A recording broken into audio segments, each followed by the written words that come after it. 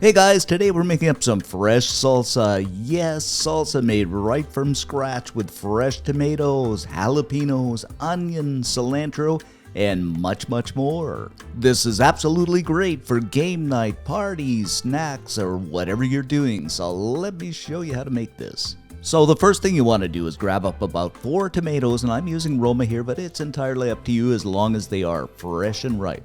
And you really have to just give them a rough cut because they are going into the food processor. Speaking of food processors, I'm using the food processor the Magiccos sent me, and it has a beautiful 14-cup bowl, and you are going to need every bit of room for this wonderful salsa. And of course, I'm going to use the chopping blade for this. So we'll just go ahead and throw those tomatoes into the bowl.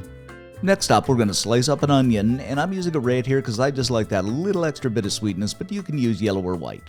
Once again, go ahead and dump that in. A roughly cut green onion, just snip those ends off. A whole jalapeno pepper for that heat.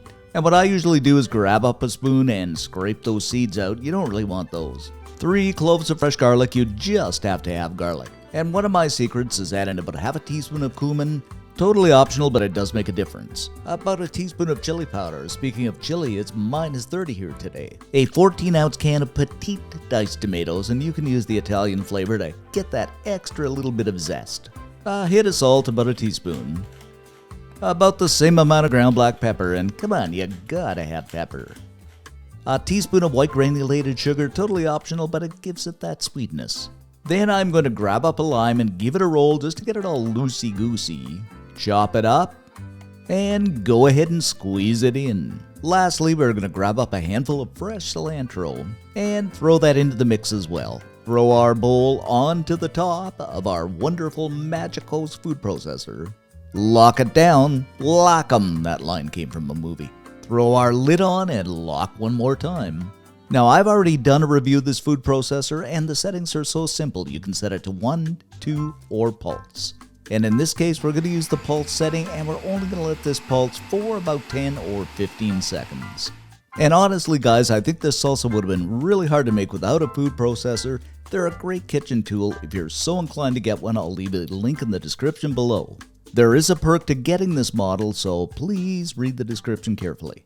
Okay, let's unlock this puppy and see what we have here. Alrighty guys, what do you think? To me, it looks like salsa, and it looks and smells, from this end anyway, absolutely delicious. Just check this out. Wow. I mean, it's chunky, fresh, popping with flavor. What more can you ask for? So we are just going to go ahead and add this to our dipping bowl. Oh, I just love it. Add a bit more of that fresh cilantro over the top with some lemon wedges. Oh, wow. Just to make it look pretty. Doesn't that look ever so tasty, my friends? You know, I'm just kind of wondering who's going to win the Super Bowl this year. And as I'm wondering and placing my bets, I'm going to dip a nacho in, and I am going to give this a try. And you know, it is everything I thought. It is fresh, popping with flavor. It's got that heat. So good. I mean, you just can't go out to the store and buy salsa like this. You can't. This is quick and easy and really a must make. And as I always say, if you're hungry for more, subscribe.